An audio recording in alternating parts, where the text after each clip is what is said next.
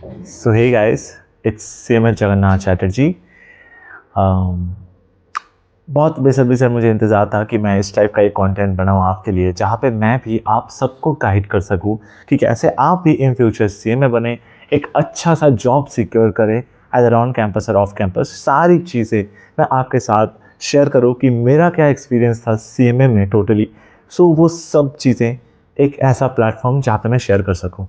And literally I am already x YouTuber, क्योंकि मेरा YouTube channel था पहले से। सो ये टाइप का प्लेटफॉर्म है। हमेशा सोचता था कि आफ्टर सीएमए सक्सेस मैं फिर से आऊँगा यहाँ पे और आप सभी के लिए कंटेंट बनाऊँगा ताकि आपको हेल्प मिले। क्योंकि जब मैं सीएमए जॉइन किया, लिटरली बता रहा हूँ, गाइड्स का बहुत दिक्कत हो रहा था। क्लासेस कहाँ से लेना है, कौन सा क्लासेस जॉइन करना है, आफ्टर एग्ज़ाम क्या करना है, वेट करना है कि नहीं करना है, सब कुछ। सो ये सारा चीज़ें हम लोगों के साथ होता है, आपके साथ भी होगा जब आप सीएमए जॉइन करेंगे या फिर आप ऑलरेडी एक सीएमए स्टूडेंट हैं। So it's just a introduction video for you, जिसमें मैं अपना जर्नी जो है सीएमए के बारे में वो इलस्ट्रेट करूँगा कि कैसा रहा ये जर्नी, किस मोड़ से एक स्टूडेंट को कहाँ से उठा के एक एवरेज, मैं अपने आप को बहुत ज़्यादा ब्रिलियंट स्टूडेंट कभी नहीं मानता, एक एवरेज स्टूडेंट जो एक एवरेज विलेज से उठ के आया, वहाँ से एक पीएसयू जॉब होल्ड करना, ये सारा जो हिस्ट्री है ये मैं आपके सामने आऊँगा। So once again, welcome everyone to your channel, to the CMA channel, where you're getting every minor details of the CMAs, every doubt. You can question me in the comment section. I will definitely answer with the ends. So let's start. So talking about my journey, मैंने CMA start किया अपने graduation के बाद। Most of the student क्या करते हैं, 12th के बाद ही अपना CMA स्टार्ट कर देते हैं, and that's a good thing कि आप कम एज में CMA बन सकते हैं। मेरे केस में मैं उतना सीरियस था नहीं ग्रेजुएशन से पहले तक, तो ग्रेजुएशन के बाद मैंने CMA कोर्स को ऑप्ट किया। और बहुत लोग सोचते हैं कि CMA के पहले नर्वसनेस, CMA कोर्स बहुत टफ है। तो मैं आपको बताऊँ, टफनेस एक हद तक है, और बात करें अगर नर्वसनेस की, तो मेरे से ज़्यादा नर्वसनेस आई थिंक सीएमए में बहुत कम ही लोग हुए होंगे। मैंने जब अपना ग्रेजुएशन कंप्लीट किया, मैंने अपना माइंडसेट सेट कर लिया कि मुझे और कुछ कोर्स करना है सेम ग्रेजुएशन के बाद। तो मैं वही सोचता रहा। फिर जब मेरे को मेरे टीचर्स ने कहा कि यू कैन डू सीएमए, मेरे जो जहाँ से मैंने प्राइवेट ट्यूशन्स लिया था, मिस्टर तारकनाथ रॉय, उन्होंने मेरे को रिकमेंड किया कि you should go for CMA. तो मैं बहुत नर्वस हो गया, इतना हद तक नर्वस हो गया कि मैंने ग्रुप 1 का क्लास ऑर्डर करके फिर मैं बोलने लगा कि मेरे को नहीं करना है सीएमए, मेरे से नहीं होगा। अब एक चीज़ होता है कि हर एक स्टोरी में आपको ना कोई इंसान होता है गाइड करने लायक, जो आपको पुश करेगा कि हाँ, you should go for this, you should go for this. मेरे लिए मेरे टीचर थे, जो मेरे घर पे आके मेरे को पूरा इलस्ट्रेट की कि you should go for CMA.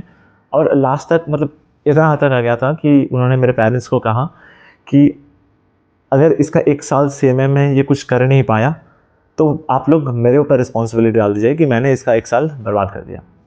But within 1 year मैंने अपना सीएमए इंटर कंप्लीट कर लिया था भाई। उनके आशीर्वाद से, मेरे पेरेंट्स के आशीर्वाद से, भगवान का आशीर्वाद से मैंने सीएमए इंटर पास कर दिया था। तो ये ऐसे करके मैं सीएमए में आया था। अब शुरू करते हैं जॉइनिंग प्रोसेस में। जैसे आपको सभी को पता है कि सीएमए में फाउंडेशंस होते हैं, फिर इंटर होता है, फिर फाइनल होता है। क्योंकि मैंने ग्रेजुएशन कंप्लीट कर लिया था, तो मेरे को फाउंडेशन देने का कोई ज़रूरत था नहीं, तो मैं डायरेक्टली इंटर के लिए अपियर हो सकता था। मैंने अपना ग्रेजुएशन कंप्लीट होने के 1 महीना पहले से सीएमए के लिए प्रिपरेशन स्टार्ट किया। That is probably May 2022 I had started. And that time मेरे पास कुछ प्लान नहीं था कि मैं कब अपना इंटर ग्रुप 1 दूंगा। मेरा प्लान था कि मैं 1 साल बाद एक ग्रुप दूंगा, उसके बाद 1 साल बाद और एक ग्रुप दूंगा। मैंने मई में प्रिपरेशन स्टार्ट किया। एंड मैं आपको रिकमेंड करूँगा, you should go for online classes. अगर आप क्लासेस लेना चाहते हैं, सेल्फ स्टडी करेंगे तो वो अलग चीज़ है, आपके यूट्यूब में भरे रहेंगे कंटेंट। और मोस्ट प्रॉब्ली मैं इस चैनल में भी वही एजुकेशन क्लासेस रिलेटेड कंटेंट भी डालूंगा धीरे धीरे। तो आप क्लासेस का ऑनलाइन भी ले सकते हैं, ऑफलाइन भी ले सकते हैं। मैंने ज्वाइन किया था मई 2022 में, और लगभग 3 महीने के अंदर मेरा सारा ऑनलाइन क्लासेस जो भी ग्रुप 1 का था वो ख़त्म हो चुका था। तो मैं सोचा कि चलो दिसंबर में अपियर कर लेते हैं। बीच में दुर्गा पूजा था, तो एज अ बंगाली मेरे को दुर्गा पूजा सेलिब्रेट करना था। तो मेरा टारगेट था कि दुर्गा पूजा के पहले एटलीस्ट मैं अपना सारा सिलेबस ख़त्म कर लूँ। And I did it. मैंने ख़त्म किया उसको, और उसके बाद मैं ग्रुप 1 के लिए प्रिपेयर कर रहा था। और प्रिपेयर कर रहा था हिसाब से मैं आपको बोलूँगा कि आप 3 महीने में मॉड्यूली सिलेबस ईजिली ख़त्म हो जाते हैं। 3 महीने में अगर आप ऑनलाइन कोचिंग ले रहे हो या फिर आप सेल्फ स्टडी कर रहे हो तो थोड़ा सा ज़्यादा भी लग सकता है, बट यूट्यूब में कंटेंट बढ़े हुए हैं। 3 महीने में अपना सिलेबस कंप्लीट किया। उसके बाद 3 महीना दो इसको रिविजन के लिए, या 2 से ढाई महीना तो रिविजन के लिए इनफ है, बहुत ज़्यादा इनफ है। तो ऐसा करके मैं दिसंबर 2022 में अपना इंटर ग्रुप 1 के लिए अपेयर हुआ और भगवान का आशीर्वाद से वो फर्स्ट अटेम्प्ट में निकल गया मेरा ग्रुप 1। अब बहुत लोग क्या करते हैं कि ग्रुप 1 के बाद वेट करते हैं रिजल्ट्स के लिए। You should not wait. जो भी होता है उसके हिसाब से मैं दोनों माइंडसेट में आता हूँ। अगर जैसे मैंने जब दिसंबर में एग्ज़ाम दिया, मैं एग्ज़ाम देने से 4 या 5 दिन का ब्रेक लिया एग्ज़ाम देने के बाद। मैं थोड़ा घूमा इधर उधर और फिर मैंने ग्रुप 2 का स्टार्ट कर दिया था। मैं फिर से क्लास ले लिया और ग्रुप 2 के लिए अपेयर हो गया। बीच में मेरा रिजल्ट आया, इसमें मैं पास था। अब दूसरे सिनेरियोज़ के पास जाते हैं। अगर आप पास नहीं होते, बेटर सोल्यूशन ये होता है कि अगर ग्रुप 1 देने के बाद आप मान लीजिए पास नहीं हुए और आपने ग्रुप 2 स्टार्ट कर दिया बीच में, इट्स बेटर कि आप ग्रुप 2 दे दीजिए और उसके बाद ग्रुप 1 फिर से दे दीजिएगा। क्योंकि आपके पास जो मेमोरीज है ना वो 3 महीने का पहले से है, तो आप इजीली उसको रिकैप कर सकते हैं। और अगर आप बोथ ग्रुप देना चाहते हैं तो बोथ ग्रुप ही दे सकते हैं एट दैट टाइम। इसमें आपको रैंक का फैसिलिटी है, रैंक आ सकता है। तो ये रहा चीज़ें। तो एक बात क्लियर पहले से कर लीजिए, 3 महीने में सिलेबस खत्म कीजिए और 3 महीने में रिवाइज़ कीजिए उसको, या तो 2 ढाई महीने में रिवाइज़ कीजिए। अगर आप डबल ग्रुप दे रहे हो तो 1 साल इज़ एनफ। 6 महीने में आप सिलेबस कंप्लीट कीजिए, 6 महीने में रिवाइज़ कर लीजिए। रही बात एग्ज़ाम देने के बाद नेक्स्ट ग्रुप अपेयर करने के नहीं, तो डेफिनेटली मेरे ख्याल से नेक्स्ट ग्रुप का प्रिपरेशन तभी से स्टार्ट कर दो, थोड़ा ब्रेक लेके फिर थोड़ा सा एंजॉय करके नेक्स्ट ग्रुप का स्टार्ट कर देना चाहिए। और मैंने आपको दोनों सिनेरियो बताया, पास या फेल। अब मेरे केस में आता है, मैंने फिर ग्रुप 2 अटेम्प्ट अपेयर किया जून 2023 में। उसमें भी मेरा फर्स्ट अटेम्प्ट नहीं निकला था और उसके बाद भी यहाँ पे मैंने थोड़ा सा गलती किया कि जून 2023 एग्ज़ाम देने के बाद मैं ट्रेनिंग के लिए नहीं गया। मैं घर में बैठा गया जब तक मेरा रिजल्ट नहीं आया। ये गलती आपको नहीं करना है। यू शुड लाइक जून 2020 अगर जो भी आइटम में आप इंटर का पूरा सेट, या तो अगर बोथ ग्रुप दे रहे हो या तो सेकंड ग्रुप दे रहे हो, फर्स्ट ग्रुप ऑलरेडी क्लियर है, तो you should apparently start your training, क्योंकि टाइम पास नहीं करना चाहिए। लेकिन कैसे मैंने थोड़ा टाइम पास कर लिया था, मैं सोचा नहीं था उस टाइम में कि ग्रुप 2 मेरा निकल जाएगा ऐसा कुछ। बट फिर आपको ट्रेनिंग स्टार्ट कर देना चाहिए, क्योंकि 15 महीने का एक ट्रेनिंग होता है। तो उसमें मान लीजिए अगर आप जून से स्टार्ट करते हैं, जून में अगर आपका एग्जाम हो गया, आप थोड़ा सा ब्रेक लेकर जुलाई से शुड स्टार्ट द ट्रेनिंग। मेरे केस में मैंने ट्रेनिंग स्टार्ट किया था नवंबर में। मतलब मेरे को अक्टूबर में एक अपॉर्चुनिटी मिला था CA फर्म का, वो 1 महीना चला था। उसके बाद मेरे को कंपनी से अपॉर्चुनिटीज़ आए थे, तो मैं कंपनी से चला गया था, क्योंकि मेरे लिए शौक था कि मेरे को कंपनी से इंडस्ट्रियल ट्रेनिंग करना चाहिए था। अब यहाँ पर आते हैं, बहुत लोग बोलते हैं कि CA फर्म से करना चाहिए या इंडस्ट्रियल ट्रेनिंग कंपनी से करना चाहिए। दोनों का अलग अलग फ़ायदे हैं, अलग अलग नेचर है। अगर आप कॉर्पोरेट में जाना चाहते हैं तो आप जा सकते हैं, और अगर CA फर्म में जाना चाहते हैं तो CA फर्म में जा सकते हैं।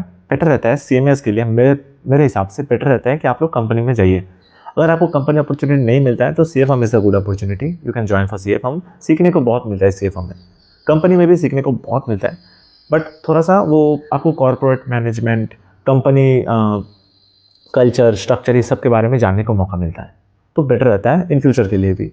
CA फर्म में सीखने का अच्छा होता है। अगर आपका in future target big four जैसे कुछ है, कंसल्टेंसीज में है, तो CA firm is the good opportunity for you. तो ये आपका चॉइसेस है, और मेरा प्रेफरेंस ऑब्वियसली मेरा प्रेफरेंस कंपनी ही था पहले से, तो मैं कंपनी ज्वाइन कर लिया था CA फर्म के बाद। ट्रेनिंग चला मेरा 15 महीने, और बहुत लोग कहते हैं क्या कि 15 महीने ट्रेनिंग के बाद फाइनल के लिए अपेयर करते हैं। ये गलती, बहुत बड़ा गलती है। इंटर के बाद अगर आप इतना बड़ा एक गैप मारते हैं 15 महीने का, तो फिर आप बैक करने में बहुत दिक्कत होता है। इट्स बेटर कि आपने अपना ट्रेनिंग ज्वाइन कर लिया, उसके तुरंत बाद आपको ग्रुप 3 या ग्रुप 4 का प्रिपरेशन स्टार्ट कर देना चाहिए। Should start with your training. Training करो, वो टाइम में बहुत ज़्यादा मेहनत कर दो, अपना 150% दे दो, क्योंकि वही एक ऐसा टाइम है ना, अगर उस टाइम में आप कोप अप कर लिए तो मैं आपको मतलब श्योरिटी देता हूँ कि आप कुछ भी कोप अप कर लोगे, कुछ भी सिचुएशंस को आप हैंडल कर लोगे। So start. और अब आता है ग्रुप 3 पहले करना है या ग्रुप 4 पहले करना है। इंटर का ग्रुप 1 ग्रुप 2 आप कोई भी ऑल्टरनेटिवली स्टार्ट कर सकते हो, कोई दिक्कत नहीं होता। बट फाइनल में इंपॉर्टेंट रहता है पहले आप ग्रुप 3 स्टार्ट करें, क्योंकि ग्रुप 3 रिलेटिवली कहूँ मैं बहुत ज़्यादा टफ है। CMS का सारा मतलब अगर आप किसी भी CMS से पूछ लोगे कि इस चारों ग्रुप में सबसे ज़्यादा टफ कौन सा है, तो ग्रुप 3 इज आंसर। सबसे ज़्यादा प्रैक्टिकल, सबसे ज़्यादा मैं बोलूँगा डिलीशियस, इसको टेस्टी ग्रुप है ये। बहुत मज़ा आता है पढ़ने में इसको, बहुत ज़्यादा अपने आप को कनेक्ट करोगे, प्रैक्टिकल को थियोरिटिकल चीज़ों को बहुत ज़्यादा कनेक्ट करोगे, तो group 3 is the best thing. और एक चीज़ अच्छा है कि ग्रुप 3 थोड़ा सा टफ है, तब अगर ग्रुप 3 कर लो ना, तब आपका लेवल ऐसा हो जाता है, और फिर ग्रुप 4 यहाँ पे खड़ा होता है।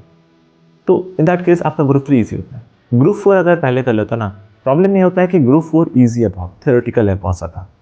तो ग्रुप 4 के बाद ग्रुप 3 करोगे तो ग्रुप 3 बहुत ज़्यादा टफ लग जाना जाता है। इसलिए बेटर है क्योंकि आप इंटर देके आपके पास फ्रेश माइंड है, एक अच्छा कॉन्ग्रेचुलेशन माइंड है कि हाँ मैंने सेम इंटर निकाल दिया। उसके बाद ग्रुप 3 करना ज़्यादा अच्छा रहता है। मैंने ग्रुप 3 स्टार्ट किया नवंबर में, मैंने अक्टूबर में एक्चुअली मैंने अपना सिलेबस स्टार्ट कर दिया था। ग्रुप 3 स्टार्ट किया और मैंने नेक्स्ट ईयर दिसंबर 24 में अपीयर किया। तो आप सोच सकते हो कि मैंने ग्रुप 3 के लिए ऑलमोस्ट 1 साल से ज़्यादा टाइम ले लिया था, क्योंकि नॉर्मली इंसान 6 मंथ का लेता है स्टूडेंट लोग। मैंने 1 साल लिया इसलिए क्योंकि मैं ट्रेनिंग कर रहा था उस दौरान में, और मैंने ट्रेनिंग के बीच में छुट्टी लिया और ग्रुप 3 अपीयर कर लिया, और ग्रुप 3 मेरा निकल गया था। उसके बाद ट्रेनिंग खत्म हो गया और मैं ग्रुप 4 के लिए अपीयर हुआ। मैं ग्रुप 4 जून 25 में अपीयर किया, और उस ग्रुप 3 का लेवल देख के ग्रुप 4 भाई बहुत ईजी लगता है, एन्जॉयमेंट बढ़ जाता है ग्रुप 4 के टाइम में। और ग्रुप 3 अगर आपका निकल गया ना तो ऑलमोस्ट आप सेम में है, पकड़ के चल सकता है कि ऑलमोस्ट आप सेम में है। ग्रुप 3 जो निकल लेता है ग्रुप 4 वो ईजिली निकालेगा। तो जब मैं ग्रुप 3 का पास किया तो मेरे दोस्त लोग भी कहा था कि हाँ तेरा ग्रुप 4 तो हो ही गया। इस तरह से मैंने जून 25 में ग्रुप 4 खत्म कर लिया। अब आते ट्रिक्स का कि कैसे सीएम में पास होते हैं, या सीएम में बहुत हार्ड कोर्स है कि नहीं, ये सब के बारे में बात करते हैं। ट्रेनिंग क्या क्या पंगा रहता है, ट्रेनिंग का क्या फॉर्मेलिटीज़ रहता है, कितने महीने का मैंडेटरी होता है, ये सब के बारे में। पहले चीज़ फीस का मैं अगर बात करूँ, वो आपको ईजिली मिल जाता है। आप वेबसाइट पे चल जाइए या ChatGPT में सर्च कर लीजिए, ईजिली आपको मिल जाता है कि कितना फीस है। लगभग मेरे ख्याल से अभी तक एग्जैक्ट मेरे को आइडिया नहीं है, शायद 23,100 कुछ है सेम इंटर का, और 25 या 30 कुछ है सेमी फाइनल का। ये होता है कॉलेज फीस। और एग्ज़ाम के लिए आपको 1200-1800 ऐसे खर्चा करना पड़ता है हर एक अटैम्प्ट के लिए, अगर आप सिंगल ग्रुप अपेयर कर रहे हैं तो। बात ये है खर्चा कितना होता है, पहला चीज़, क्योंकि ये एक इन्वेस्टमेंट है। मैं पहले बता रहा हूँ आपको, ये कोई एजुकेशन नहीं है, ये प्रोफेशनल एजुकेशन है, ये इन्वेस्टमेंट है। जब आप सी में पढ़ेंगे तब आपको इतना मज़ा आता है, आप कह नहीं सकते। सी ए में कुछ भी आप पढ़ रहे हैं ना, बहुत मज़ा आता है।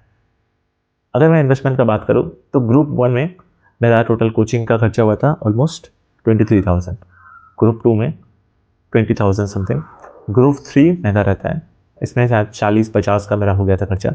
ग्रुप 4 में फिर 20,000 ऐसा कुछ खर्चा होता है, क्योंकि ग्रुप 4 का कुछ कुछ सब्जेक्ट रहता है जिसमें आप सेल्फ स्टडी कर सकते हो। आपको यूट्यूब से कंटेंट मिलते रहते हैं, जैसे गोस्ट ऑडिट हो गया, SPMB हो गया, इसका क्लास ले सकते हैं यूट्यूब से, आराम से मिल जाता है आपको, और सेल्फ स्टडी के लिए ईजी रहता है। तो अगर मैं खर्चा का हिसाब करूँ 20-25, अगर मैं 25 पे पकड़ लेता हूँ तीनों ग्रुप के लिए, तो 75,000, और ये 50,000, 1,25,000, और वहाँ आपका इंस्टीट्यूट फीस 50, तो मैक्सिमम 175 to 2 लाख का खर्चा होता है आपका। मैक्सिमम बोल रहा हूँ मैं इसको, इससे कम हो सकता है, और मैंने भी किया इससे कम, ये एक्चुअल मैक्सिमम है मैं बता रहा हूँ। ये है टोटल फीस का खर्चा, ये क्लियर हो गया। अब मिलता है रिटर्न्स के ऊपर। 2 लाख का खर्चा करेंगे आप, 3 साल आप दीजिए टाइम, मिनिमम 3 साल लगेगा। मेरा 3 साल लगा था। जून 2022 से मैं प्रिपरेशन का स्टार्ट किया, जून 25 तक मैं सेमा बन गया था। बात करते हैं रिटर्न की, जॉब क्या है। बहुत लोग आपको बोलेंगे कि CMA करने के बाद जॉब नहीं है, ये नहीं है, वो नहीं है। मैं आपको बोलता हूँ जॉब नहीं, अगर आपके पास स्किल्स नहीं। अब स्किल्स क्या चाहिए, जो भी आप ट्रेनिंग में सीखते हैं यही स्किल्स होता है। अलग से आपको एक्सेल का कोर्स, मास्टर एक्सेल, ये सब अच्छा बात है, आप कर सकते हैं। बट अगर आपने आपका ट्रेनिंग अच्छे से किया है ना, वहाँ से आप सीखे हैं बहुत कुछ, आपका एक्सपीरियंस अच्छा है, तो आपको मिल जाएगा जॉब। और ऐसा नहीं कि CMA पास करने के बाद आपको अपॉर्चुनिटी नहीं मिलता है, मिलता है, बहुत ज़्यादा मिलता है। मैंने जब अपना CMA पास किया था तो सारा स्टूडेंट लोगों को लगा था कि जॉब अपॉर्चुनिटीज़ नहीं है, क्योंकि हम लोगों के टाइम में कैंपस उतना ज़्यादा अच्छा हुआ नहीं, क्योंकि मार्केट ही हिला हुआ है। लकीली मेरे को NLC इंडिया से ऑफ़र आया था कैंपस में, तो मेरा सिलेक्शन हो गया था। लेकिन उसके पहले भी स्ट्रैटेजीज़ हैं, वो मैं किसी और वीडियोज़ में बताऊँगा कि मैंने कैसे, मेरा 3 अपॉर्चुनिटीज़ था। मैं आपको CMA का पोटेंशियल बता दे रहा हूँ। मेरा कोई रैंक नहीं था, हाँ मैं फर्स्ट अटेम्प्ट में क्लियर किया सारा चीज़, और मेरा मार्क्स 60% कैप अप था।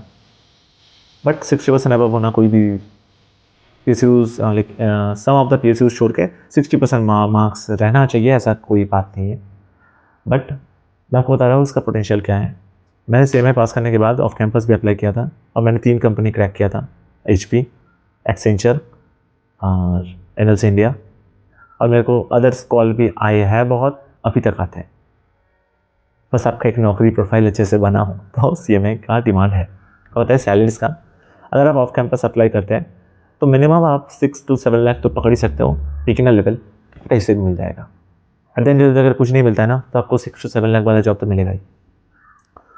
लोग ज्वाइन नहीं करते, वो लोकेशन प्रेफरेंस है ऑब्वियसली, 6 to 7 लाख जॉब मिलता रहता है।